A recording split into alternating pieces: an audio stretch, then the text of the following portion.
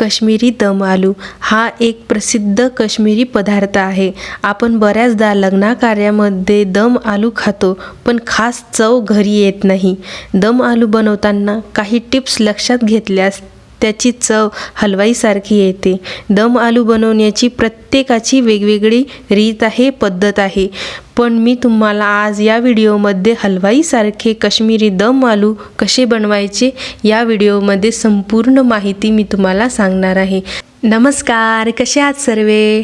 चला तर हलवाईसारखे tips and ट्रिक्ससह Kashmiri दम आलू बनवूया। चला तर रेसिपी सुरू करूया। सर्वात आधी मी इथे अर्धा किलो बेबी पोटॅटो घेतले आहे। हे एकदम निवडताना टणकदार व कडक निवडा।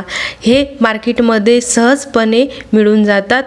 30 ते 35 रुपयाला सहजपणे मिळतात। नंतर एका चाकूच्या साहाय्याने किंवा एका पिलरच्या साहाय्याने वरची पातळ अशी साल काढून घ्या।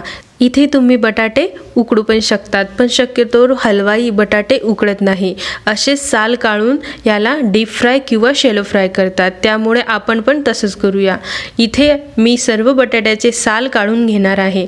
एकदा सर्व बटाट्याचे साल काढले की ते पाण्यामध्ये स्वच्छ धुवून घ्या। मी इथे सर्व बटाटे पाण्यामध्ये ठेवणार आहे, तोपर्यंत इथे मी मसाला बनवून घेणार आहे। एक साधा सोपा इथे छोटासा मसाला बनवून घ्या। इथे मी 4 ते 5 लसूण पाकळ्या, 1 इंच अद्रकचा तुकडा घेतला आहे। त्यानंतर इथे 1 चमचा बडीशोप घेतली आहे। बडीशोपने एक छान असा फ्लेवर येतो। नंतर त्यामध्ये 1 चमचा अख्खे जिरे घाला। नंतर 2 चमचे अख्खे धणे घाला। अख्खे धणे तुमच्याजवळ अवेलेबल नसेल तर तुम्ही इथे 2 चमचे पूड देखील टाकू शकता। नंतर हे मिक्सर ग्राइंडरमधून जाडसर असं फिरून घ्या। मी इथे असं जाडसर फिरून घेतला आहे। गॅसवरती कढई ठेवून त्यामध्ये 3 ते 4 चमचे तेल घाला। तेलाचे प्रमाण इथे जास्तच ठेवा। नंतर यामध्ये बटाटे घाला। बटाटे छान शॅलो फ्राय किंवा डीप फ्राय सुद्धा करू शकतात। मी इथे बऱ्यापैकी तेल टाकून व्यवस्थित बटाटे गोल्डन कलर येईपर्यंत परतून घेणार आहे। तुम्हाला तेलाचे प्रमाण कमी ठेवायचे असल्यास तुम्ही इथे बटाटे शॅलो फ्राय सुद्धा करू शकतात। नंतर गोल्डन कलर येईपर्यंत बटाटे एकदम तळून घ्या। मी इथे एकदम छान असा गोल्डन कलर येईपर्यंत बटाटे तळून घेतले आहे। आता हे सर्व बटाटे एका प्लेटमध्ये काढून घ्या। तळल्यामुळे बटाट्याला व भाजीला छान चव येते, त्यामुळे ही स्टेप तुम्ही नक्की करा। इथे मी सर्व बटाटे काढून घेणार आहे। एकदा बटाटे काढून झाल्यानंतर उर्वरित तेल एका वाटीमध्ये किंवा एका बाउलमध्ये काढून घ्या। नंतर थोडं तेल ठेवून त्यामध्ये 2 मीडियम साईजचे स्लाइड केलेले कांदे टाका। मी इथे स्लाइड केलेले कांदे यामध्ये टाकून छान व्यवस्थित परतून घेणार आहे।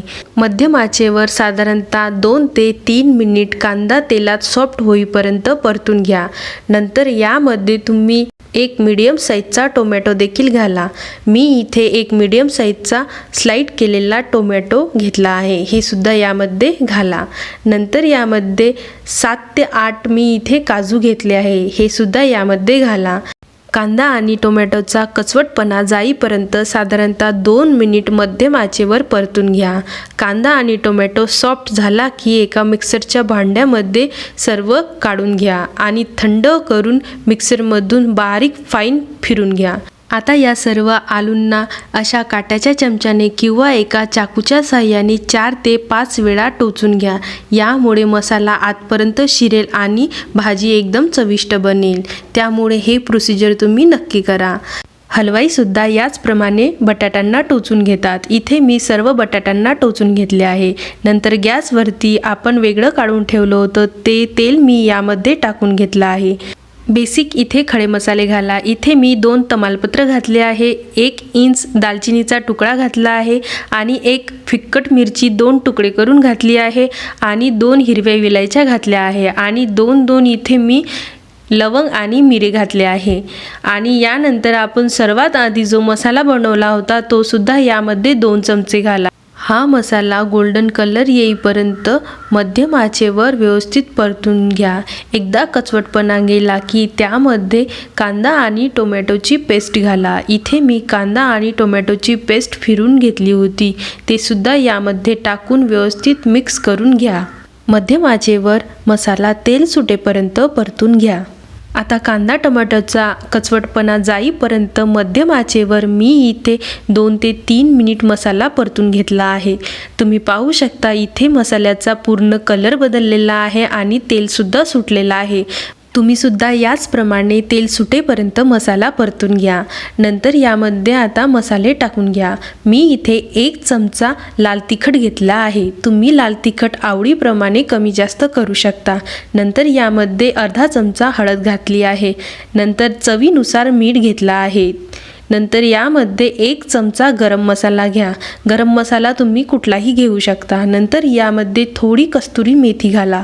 कस्तुरी मेथी ऑप्शनल आहे। नंतर हे सर्व मसाले मिक्स करून घ्या। मसाले व्यवस्थित मिक्स झाल्यानंतर त्यामध्ये थोडं पाणी घाला। मी इथे थोडं गरम पाणी घातलं आहे। यामुळे मसाले खाली चिटकणार नाही आणि दही घातल्यावर सुद्धा दही फाटणार नाही। यामुळे थोडं पाणी आवर्जून नक्की घाला। पाणी घालून ग्रेव्ही व्यवस्थित मिक्स करून घ्या आणि गॅस बंद करा। कधीही भाजीमध्ये दही टाकताना गॅस बंद करूनच दही टाका। यामुळे दही फाटणार नाही। इथे मी 1 वाटी दही घेतला आहे। दही मी व्यवस्थित फेटून घेतला आहे। दही ताजे व घट्ट असावे। आंबट दही वापरू नका आणि दही फेटणं खूप गरजेचं आहे।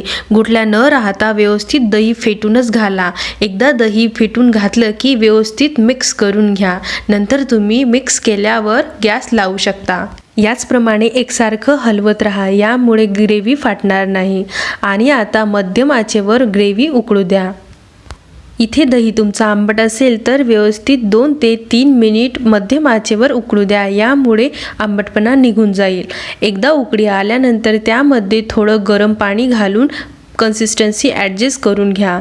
इथे मी थोडं गरम पाणी घातलं आहे आणि मिक्स करून घेणार आहे। 4 ते 5 उकळ्या येऊ द्या। 4 ते 5 उकळ्यानंतर हे बटाटे यामध्ये घाला। नंतर हे बटाटे 5 ते 7 मिनिट व्यवस्थित मध्यम आचेवर उकळू द्या। भाजी शिजल्यानंतर तुम्ही यामध्ये 2 चमचे फ्रेश क्रीमसुद्धा टाकू शकतात। ही भाजी तुम्ही गरमागरम सर्व करा। ही भाजी नान बरोबर किंवा पराठा बरोबर किंवा जिरा राईस बरोबर खायला उत्तम लागते। थोडी कोथिंबीर टाकून ही भाजी गरमागरम सर्व करा। आणि ही रेसिपी तुम्हाला कशी वाटली मला कमेंटमध्ये नक्की कळवा। आणि अशाच नवनवीन रेसिपीसाठी राधिका स्वादिष्ट व्यंजनला सबस्क्राईब, शेअर, लाईक नक्की करा। धन्यवाद।